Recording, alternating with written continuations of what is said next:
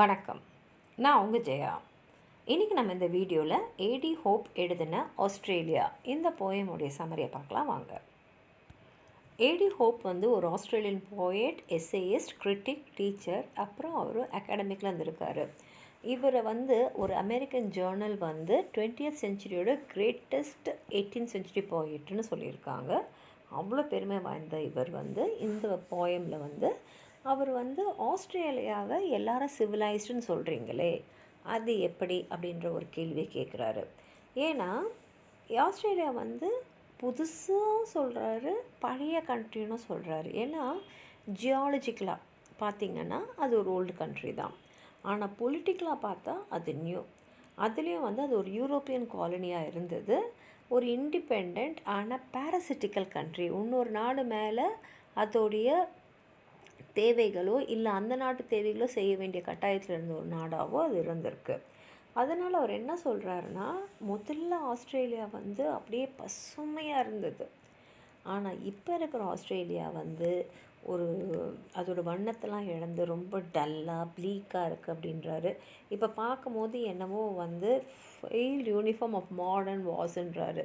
அதாவது எல்லாமே பார்த்திங்கன்னா ஒரு க்ரே கலர்லேயும் பச்சை கலரில் தான் இருக்கே தவிர அந்த பசுமை வந்து இப்போ இல்லை அப்படின்னு சொல்லிட்டு ஆஸ்திரேலியாவை ஸ்பிங்ஸோட கம்பேர் பண்ணுறார். ஸ்பிங்ஸுன்றது ஒரு ஈஜிப்டியன் மைத்தாலஜி.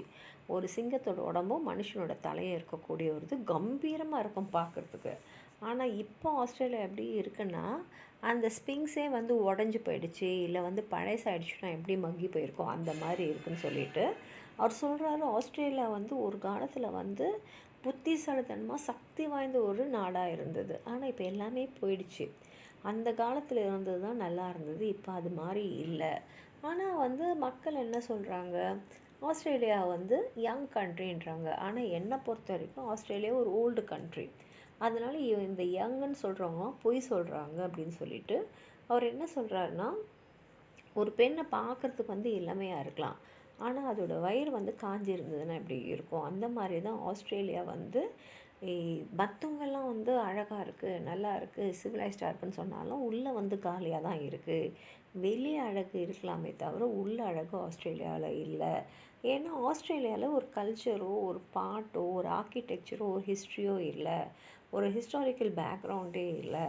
அதனால் வந்து நம்ம வந்து எப்படி அதை பற்றி புகழ்ந்து பாடணுன்றதை யோசித்து பார்க்கணும். ஏன்னா இப்போ எல்லாமே தொலைஞ்சு போச்சு.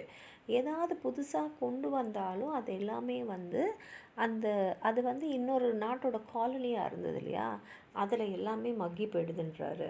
அதனால் பார்த்திங்கன்னா நீங்கள் வந்து கேன்ஸ்லேருந்து பெர்த் வரைக்கும் பார்த்திங்கன்னா, அதாவது இந்த முனையில் அந்த முனை ஆஸ்திரேலியா வரைக்கும் பார்த்திங்கன்னா ஒரு மொனாட்டனஸ் ட்ரைப்ஸாக இருந்திருக்காங்கன்னு சொல்லிட்டு அங்கே இருக்கக்கூடிய 5 ஸ்டேட்ஸையும் அவர் என்ன சிட்டிஸையும் என்ன சொல்கிறாருன்னா 5 விதமான புண்கள் அப்படின்றாரு.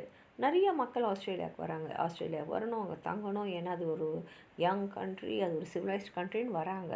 ஆனால் நீங்கள் அவங்கள போய் கேட்டிங்கன்னா தான் சொல்லுவாங்க, நாங்கள் அங்கே வாழறோன்னு சொல்ல மாட்டாங்க. அங்கே சர்வைவ் பண்ணுறோம், ஏதோ வந்து வாழறதுக்கான தேவைகளை கிடச்சிக்கிட்டு அங்கே ஏதோ அப்படி தாக்கு பிடிக்கிறோன்னு தான் சொல்லுவாங்க அப்படின்னு சொல்லிட்டு, அதே சமயத்தில் அங்கே மக்கள் வரதையும் அங்கே இருக்கிறவங்க விரும்புகிறதே இல்லை. ஏன்னா அவங்க வந்து second hand யூரோப்பியன்ஸு.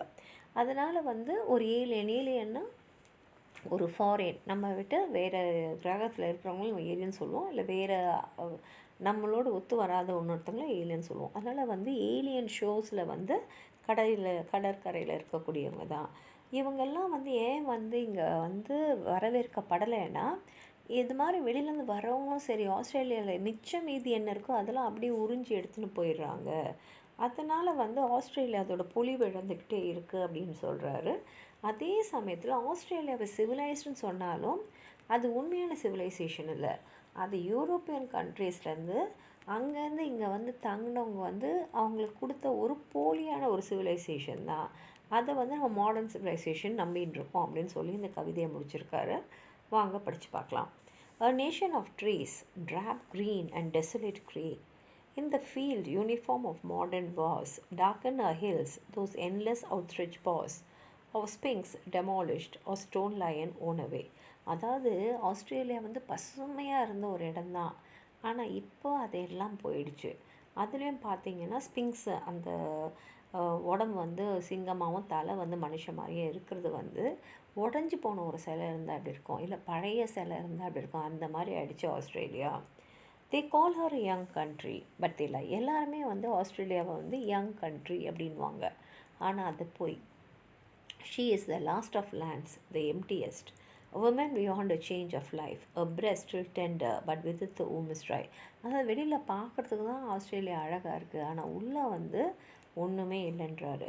Without songs, architecture, history, the emotions and superstitions of younger lands, a rivers of water drown among inland sands, the river of a immense stupidity.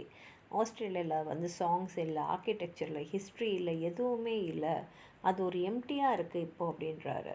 Floods are monotonous drives from Cairns to Perth. In them at last the ultimate men arrive, who boast is not we live but we survive. அதாவது நிறைய பேர் இங்கே வந்து ஆஸ்திரேலியாவுக்கு வராங்க, ஆனால் அவங்கள கேட்டு பார்த்தீங்கன்னா வி லிவ்னு சொல்ல மாட்டாங்க, வி சர்வைவ். அதாவது வாழ்க்கையை ஏதோ நகர்த்திகிட்ருக்கோம் அப்படின்ற மாதிரி தான் சொல்லுவாங்க அப்படின்றாரு. A type who will inhabit the dying earth, and her 5 cities like 5 teeming souls, fact drains her, a vast parasite robber state, where second-hand Europeans pull at it timidly on the edge of alien shores. அவளுடைய 5 நகரங்களும் வந்து பார்த்திங்கன்னா 5 பொண்கள் மாதிரி தான்.